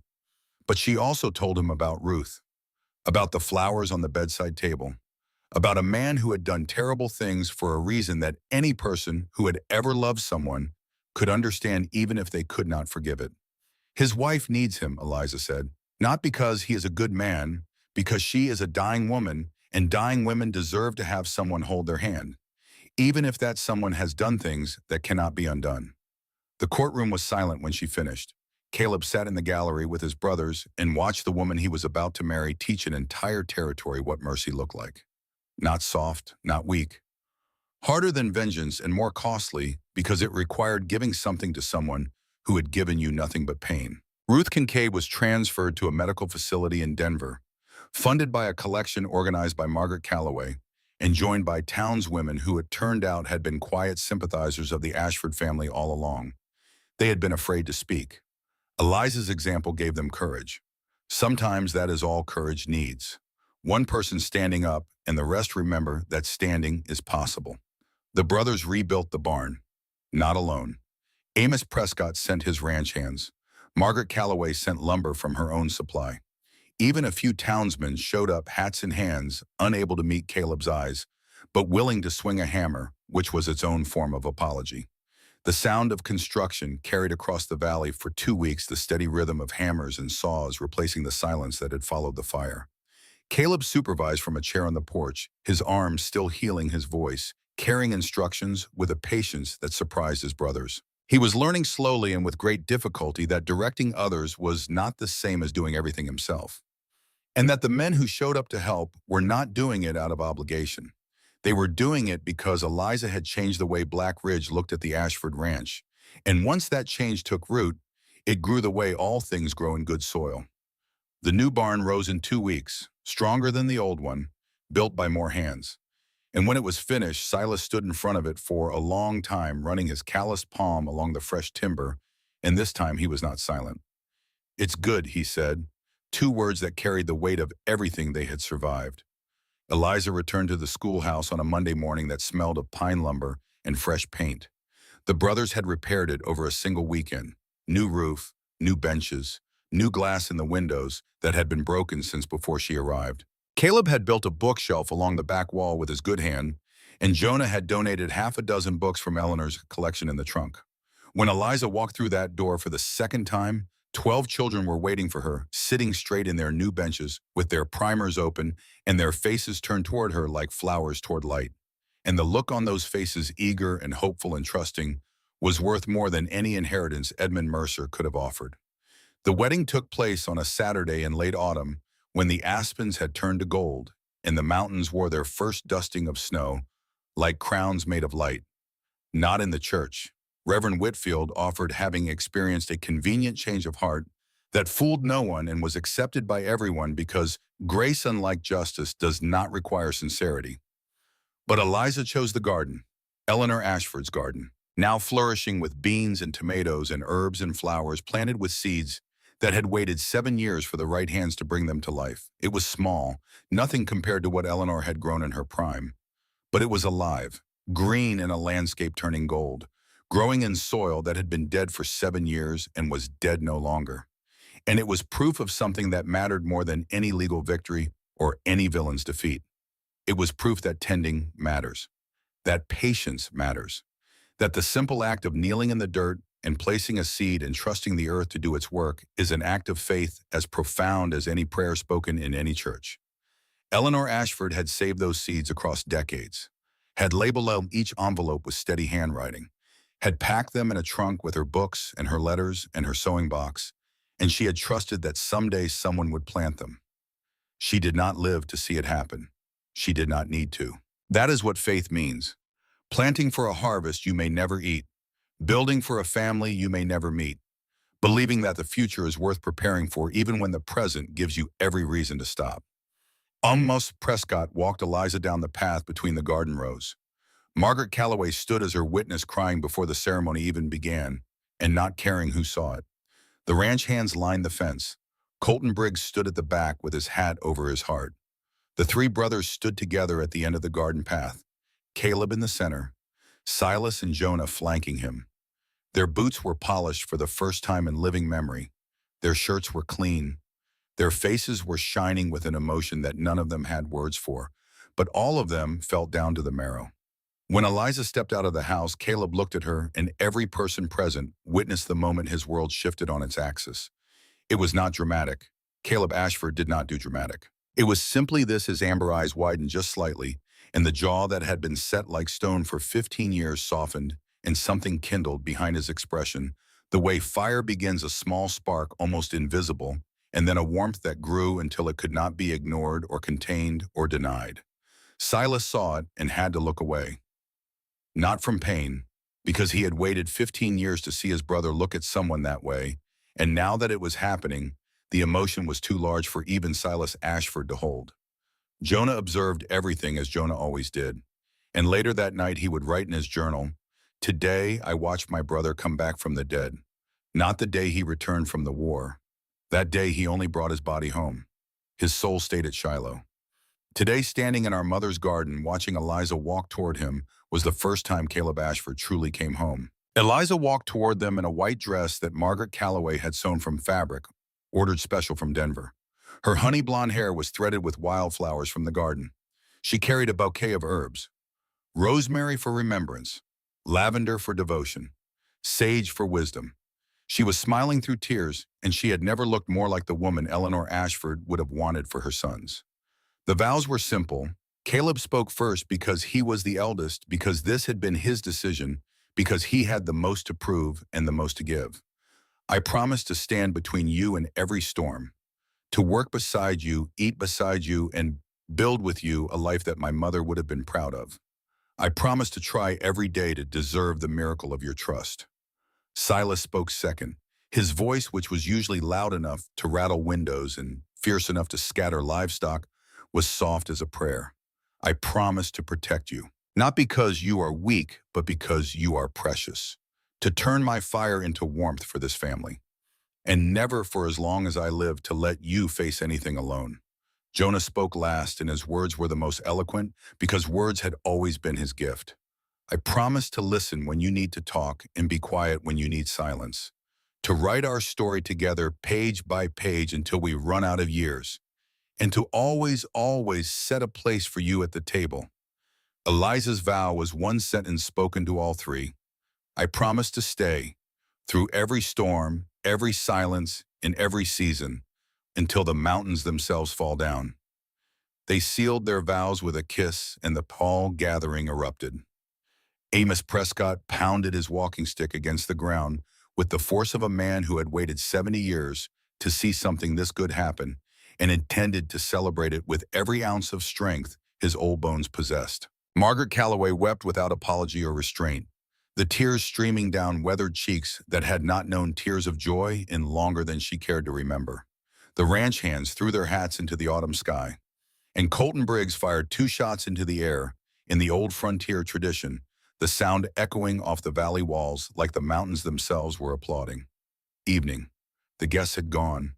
The ranch was quiet. The last light of autumn turned the mountains to gold and purple, and a blue so deep it ached to look at. Eliza stood in the kitchen. Her kitchen now, fully and completely hers. She had washed the last of the wedding dishes, swept the floor, banked the fire for the night.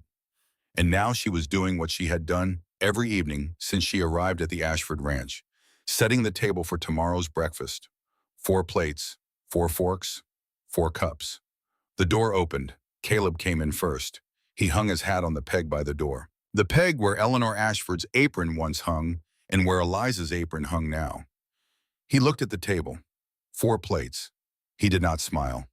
Caleb Ashford might never be a man who smiled easily, but something in his amber eyes softened until they glowed like embers in a fire that would burn all night and still be warm in the morning.